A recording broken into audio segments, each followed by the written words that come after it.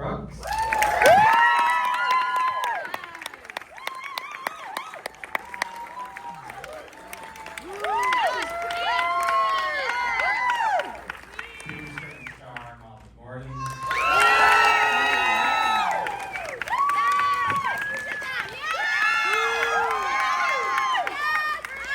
Logan Lerman.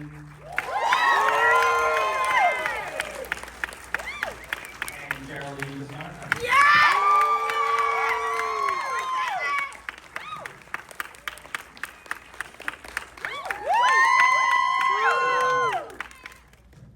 I think they liked it. So this is a movie about how horrible dating is now. So walk us through the origin story of that idea. I know you and Molly conceived it together. It was COVID 2020, and it started as All Stories Come From, which is a prompt from your agent. And she challenged me to come up with an idea they could shoot during COVID. And I came up with the seed of the idea like 10 minutes after that phone call. And Molly and I have been friends for many years, and we were in a COVID pod together. And I told her the idea, not quite sure what it was, and she connected to it immediately. And we spent the weekend developing the story in LA, and 5 years later we made it, and here we are. So 5 year gap, of course, this is an independent film, you're film independent. What were some of the challenges in getting the film made, getting to that point where you could actually shoot it? It's really hard to get financing for indie film, and it was COVID when it began, and obviously we kind of developed it with this idea that it would be so makeable, and honestly I think we're both a little surprised that it took as long as it did, and had times where we had financing and then it fell through, and we also had a strike during these, the last 5 years. But really when Logan signed on in January of last year, he was our missing piece, and it really took off when he joined the project. It really takes a man that's willing to be titled and support a female director. Truly, we're very grateful.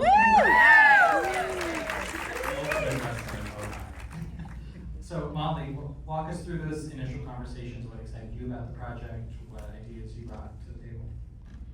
It excited me to talk about how sad I was with my friend, and to put that into a piece and hopefully make other people feel seen by it.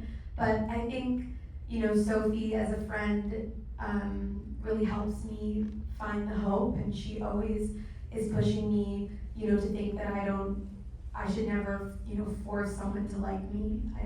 In life, that I need to have someone meet me on the bridge. So, to get to make a piece together that with that ethos, I felt very lucky to be a part of. And then, also, I kind of wanted to just explore, we just talk about a lot, are women mad, or are they driven mad? And I think, when Sophie and I always say this, like when a man is looking for love, it's like hot and attractive, but when a woman is, it's desperate. So it was interesting to explore this.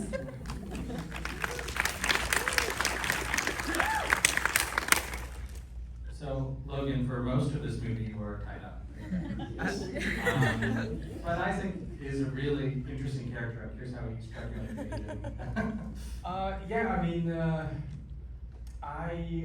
I'm much more of an Iris as a person. I've dated people in the past that were like Isaac, and I was wondering, why are you the way you are?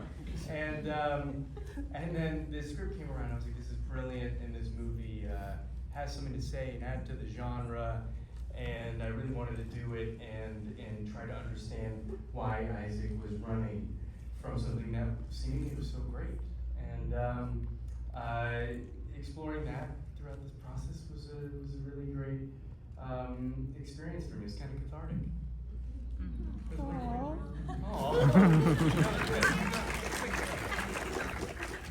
And Geraldine, you came in through Molly. I understand in a pretty natural way. Absolutely, she gave birth to me.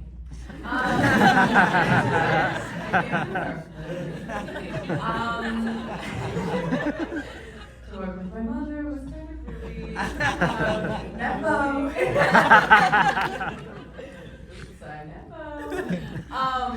No, literally Molly was just like, hey, do you want to play my girlie in a movie? And John Reynolds is obsessed with you, and I was like, hell yeah. So it was a no-brainer. I was like, yes. From the start, I feel like it's been in the works for years, and then it was like, we're doing it, let's go. And then we went upstate, and we were in a barn together, and Molly was making us matchas every day. Yeah, I know. Actress, producer, matcha maker, all, and a mother as well. Yes.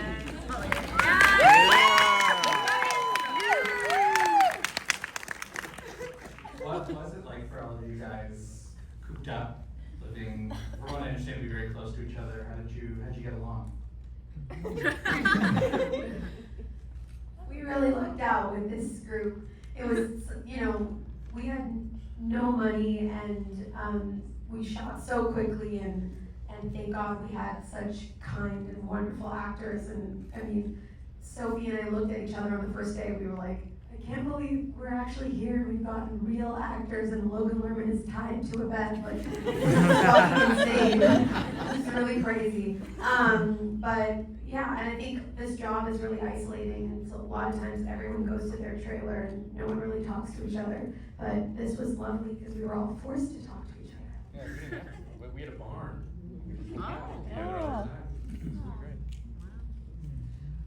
So let's talk a little bit about the way this film opens and the way you introduce this relationship. I think we slowly gather how long they've been together, what this relationship means to each of them. How did you want to introduce this couple, and then how did you want to kind of deconstruct it? Well, I think the movie really opens with Iris's perspective, and I think the reason she becomes a little crazy is because she really believes that they're gonna end this weekend madly in love and in a serious relationship. And I think it was so important to have the first act feel really overwhelmingly romantic and idyllic, because if it wasn't that way, what is she fighting for? And what does she think it was, He made her scallops. He made her scallops. And when a man makes you scallops, that legally means they're your boyfriend. I would be sold. How was it swimming in that lake? Oh, It was so cold. It was so funny because we shot this in the summertime, and every day was so hot, and the one day where it was freezing cold was the one day we had to go swimming in the pond, and it was so funny because we're trying to have that connection. This is before the film takes the left turn. And we're like, our lips are blue, like trying not to chatter, like shivering. This is day one of the shooting. Yeah, I think I had never shot anything like really romantic, and I was like, it's gonna be crazy. And then it's like, we were both horrible kissers. He can't hold me in the water. I have my period the day he's going down on me. I'm like, this isn't good. After that, it was moving. Applause for that, yeah. I am curious, on a more serious note though, how you did approach the sex scenes. I think there's a refreshing frankness to them, and there's a real intimacy between them that you don't often see in films about couples. So how did you approach that? Well, we had an intimacy coordinator for when we actually shot the scenes, which was really essential, I think, for all of us. And we also rehearsed the scenes with the intimacy coordinator and made sure we were kind of all on the same page. It felt really safe and comfortable with the direction. They also did a lot of improv that was really fun and playful, and some of it was absolutely not usable. It was crazy. But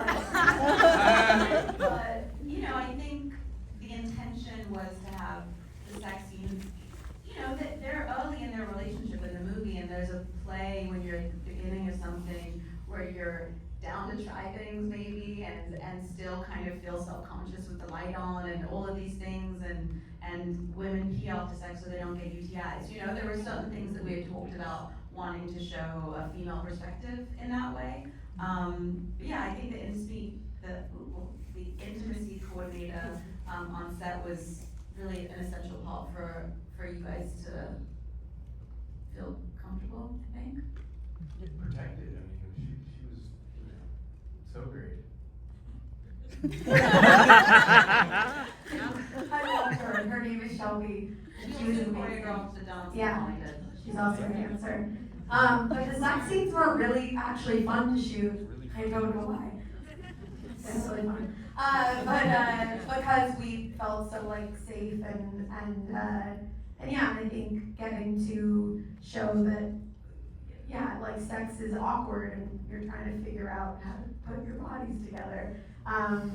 And yeah, and Sophie directed them in such a great way, so it just showed, oh, this can actually be a wonderful experience. We unfortunately do not have John Reynolds here, but Geraldine, what was it like working with him and creating a dynamic that stood in a nice contrast as opposed to Harrison Isaac? He's a goddamn freak. He's actually training to be an intimacy coordinator. Yeah. That's why he's not here. I know, yeah. We will be beautiful at that. He's, I wish he was here. He's just the greatest, I think we can all agree. And he's so tall.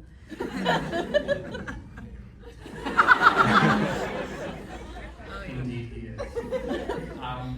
I'd like to ask each of you about the scene where we see this relationship take a pretty sharp turn. To begin with, Sophie, what did that scene look like in your mind on the page and then the filming of it in terms of its tone, when that flip happened, like how did that evolve? Well, it was always, the end of the first act, kind of getting us into the meat of the story. That was actually, something that I feel like there was a lot of refining in the script phase and wanting to really be precise about certain specific lines and making sure that they hit in a precise way. But we also did some really nice improv in that scene, and I think it was, when Molly's standing up and kind of pacing back and forth, and Isaac is trapped in the bed. Logan is not moving. Having this kind of, it felt really alive when we were filming it, like this real, oh, these two people are not connecting in this and communicating. And to me, if that scene doesn't work, the whole movie doesn't work. It really kind of sets up the road we're on. So I was nervous to shoot that one, to be honest. Yeah. And they did such amazing work with it. So thanks, guys. It is a really precise tone that I think you have to hit. So for the two of you, what was that process like of hitting those specific marks while also being playful and getting that balance? Well, yeah, we rehearsed it a lot and found, I guess it's interesting. I mean, it's great, the process, making a movie and rehearsing and finding these scenes. It was kind of, I remember it being a little different than what it ended up being and what it ended up being at the end of the day. It ended up being kind of this messier fight, and we kind of found that through rehearsals and time, and it was really great finding that, but that only happened because of like the dedication to the movie as a whole and to the process.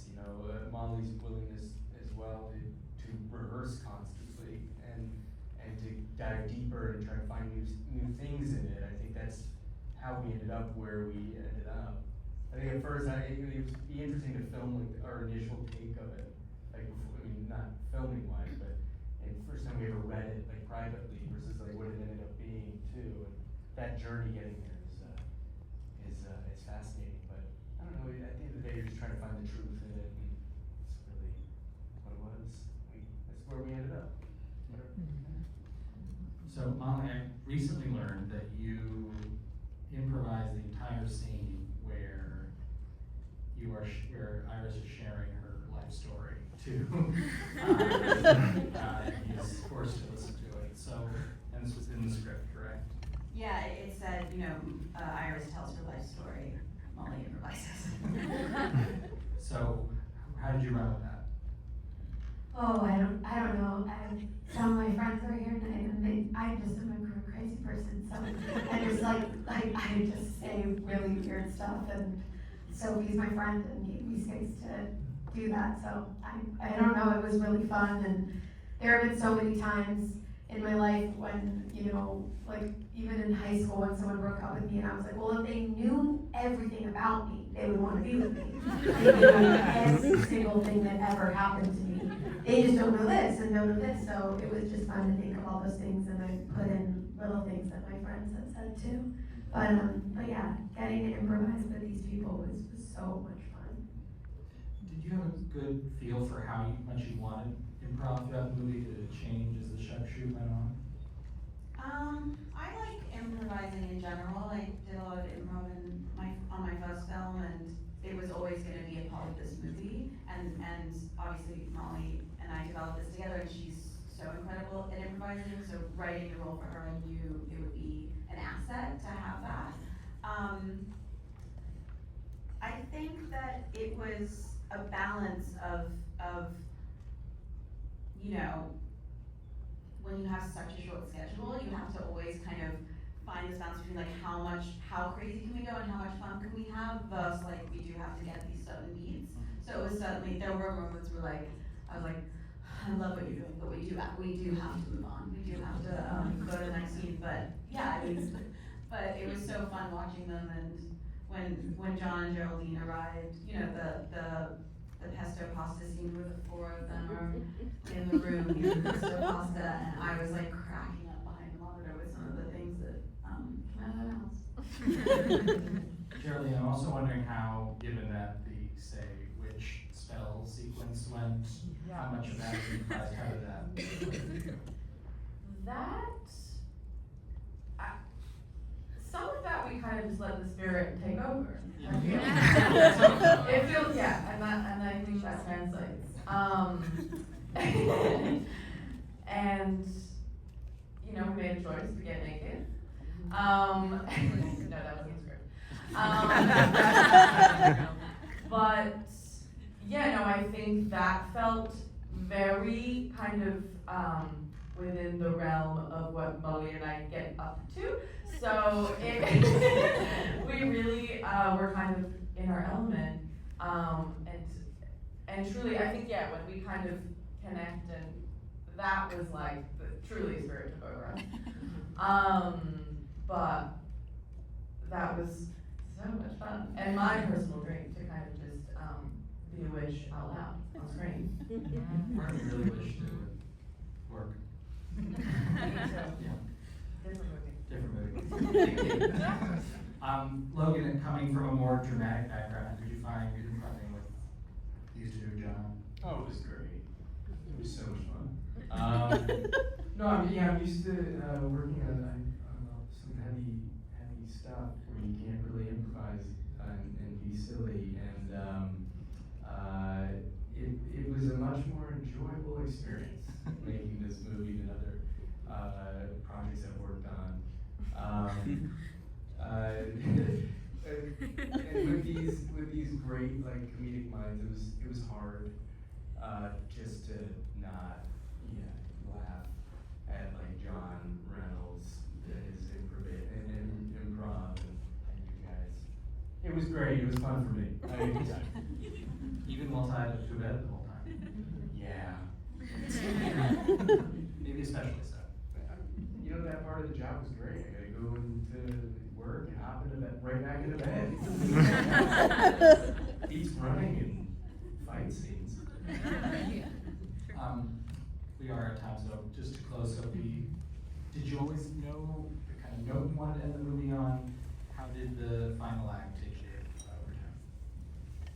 Yeah, I think, ultimately, I want the movie to be entertaining and funny and joyful escapism, but if there's a moral of the story, it's really that you shouldn't have to convince anyone to like you. And I think Iris at the end learns that even though she really likes him and wants to be with him, if he doesn't want her, then he's not meant for her.